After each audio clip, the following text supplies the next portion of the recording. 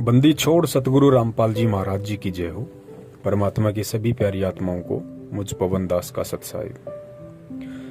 बहुत सारे भगत भाई बहनों की एक शंका है, क्योंकि वो प्यारी आत्माएं नई नई परमेश्वर के मार्ग से जुड़ती हैं, पहले सत्संग इतना सुन नहीं पाती हैं, और इस भक्ति मार्ग की जो क्रियाएं हैं जो गुरुदेव ने बताई हैं वो समाज और दुनिया के बिल्कुल विपरीत हैं।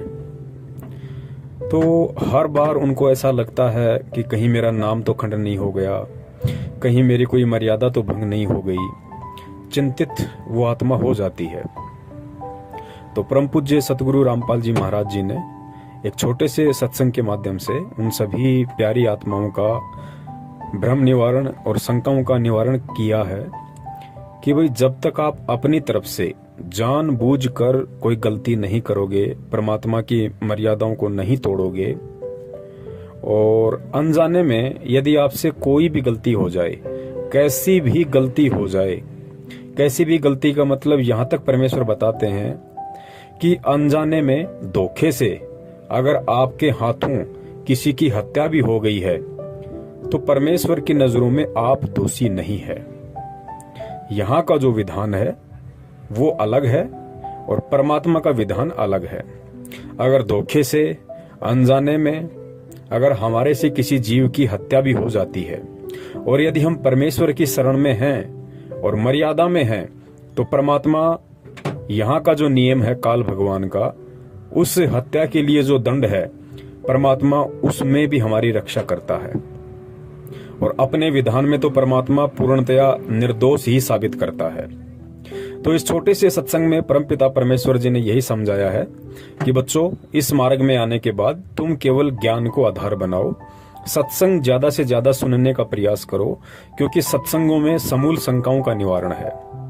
छोटी छोटी बातों को लेकर चिंतित मत हुआ करो, और ये जो परमेश्वर के नियम आपको बताए गए हैं, जो मर्यादाएं आपको बताई गई हैं कि किन किन बातों से आपकी मर्यादाओं का हनन होता है, आपकी मर्यादा खंडित होती है और परमात्मा की मेहर से आप दूर हो जाते हैं, उन मर्यादाओं को यदि आप जानबूझ के तोड़ोगे तो आप परमात्मा से दूर हो।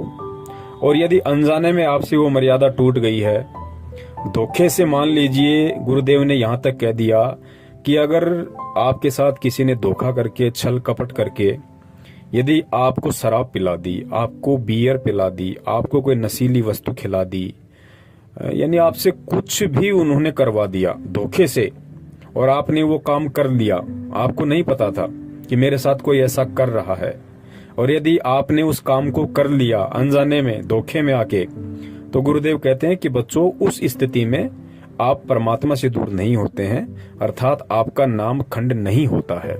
और आपने बिल्कुल भी चिंता नहीं करनी चाहिए, और परमेश्वर को दंडवत प्रणाम करके कि हे परमपिता परमेश्वर, दास आगे से सचेत रहेगा और ऐसे लोगों के संपर्क में रहने से भी बचेगा।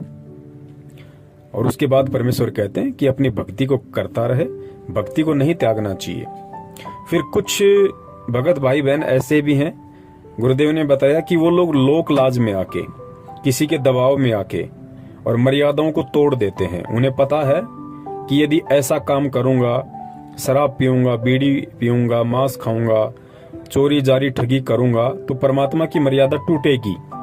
लेकिन उसके बावजूद भी किसी पारिवारिक सामाजिक दबाव में आके यदि वो आत्मा ऐसा कर्म कर देती है, उसे तो मालूम पड़ ही जाता है कि मैंने परमात्मा की मर्यादा तोड़ दी है। तो ऐसी स्थिति में भी परमात्मा ने उस आत्मा को यही कहा है कि बेटा, यदि तेरे से किसी ने मर्यादाएं तोड़वाई हैं, दबाव में लेके, प्रेशर में लेके, या अन्य किसी कारण से, और मजबूरीवश यदि तूने वो काम कर दिया, उसके बाद भी तू भक्ति मत छोड़ना, भक्ति बिल्कुल भी मत छोड़ना। इस नाम का जाप करना, तीनों समय की आरती, परमात्मा का सत्संग, ये क्रियाएं बंद मत करना। और जब भी तेरा दाव लग जाए गुरुदेव के समक्ष आने का, सत्संग में जाने का, तो तुरंत परमात्मा से प्रार्थना करके और तुरंत अपना नाम वापस शुद्ध करवा ले। तो ये कुछ बातें हैं जो हमने विशेष तौर से ध्यान रखनी है, ताकि हम बात बात पे चिंतित ना हो, किसी के भी कह देने से हम परेशान ना हो। और ज्ञान को आधार बना के हम भक्ति मार्ग पे परम पूज्य सतगुरु रामपाल जी महाराज जी के आशीर्वाद से इसी तरह आगे बढ़ते रहें। अब सुनिए परम पूज्य सतगुरुदेव जी का एक छोटा सा सत्संग, जिसमें उन्होंने अपने मुख कमल से ये सारी बातें बड़े ही विस्तार से समझाई हैं। उसके बाद में हमें बिल्कुल भी चिंतित होने की आवश्यकता नहीं है।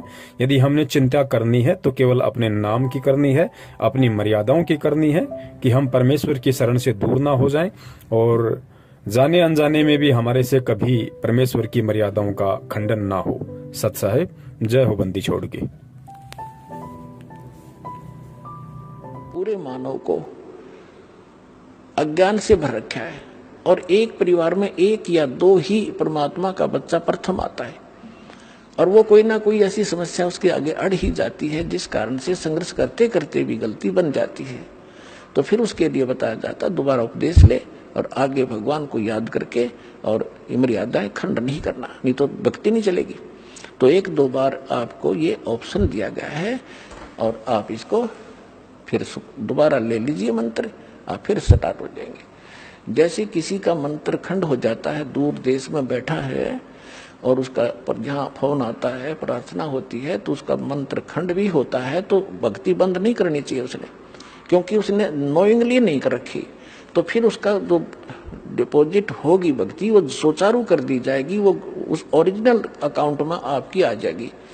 जैसे बैंक में कई बार पैसे डाल दिए जाते हैं, कोई नंबर अकाउंट का गलत हो जाता है, बाकी एड्रेस सही है, तो फिर जाकर उसको शुद्ध करा लिया जाता है और मूल अकाउंट में आ जाता है फिर वो। तो ऐसे आप कई एक भगत कह रहा था जी, मेरे को ना किसी ने बारात में गया हुआ था और कैंपा कोला में बियर डाल दी, मेरा नाम खंड हो गया। उसके घर वाले कह रहे थे जो फिर शराब पीने लग गया। फिर वो आया, जब उससे पूछा भाई ऐसी गलती क्यों करी, कहने लगा जी मेरे साथ ऐसे ऐसे धोखा हो गया। फिर मैंने सोचा टूटता गया पी ले छक्के कोई बात हुई है मूर्ख आदमी। अब जैसे किसी के पैर पे गलती से कोई पत्थर गिर गया और उंगली का चोट लाएगी तो सारे टांग ने तोड़ दे, फिरते टूटता गई है थोड़ी सी, है बिना अकल की बात तुम्हारी। तो उसको ऐसा नहीं करना चाहिए। वो खंड आपने किया नहीं, किसी कारण से हो गया तो वो खंड भी नहीं होता ऐसे। अगर किसी ने आपके साथ धोखा किया है तो आपका नाम खंडित नहीं हुआ। फिर भी शंका बनी है तो सुचारू करवा लीजिए, वो कोई दिक्कत नहीं। और भक्ति नहीं छोड़नी चाहिए, वो करती रहनी चाहिए। किसी भी कारण से खंडित हो भी गया है, साधना करते रहिए, लेकिन इस उद्देश्य से कि फिर माफी मांगूंगा।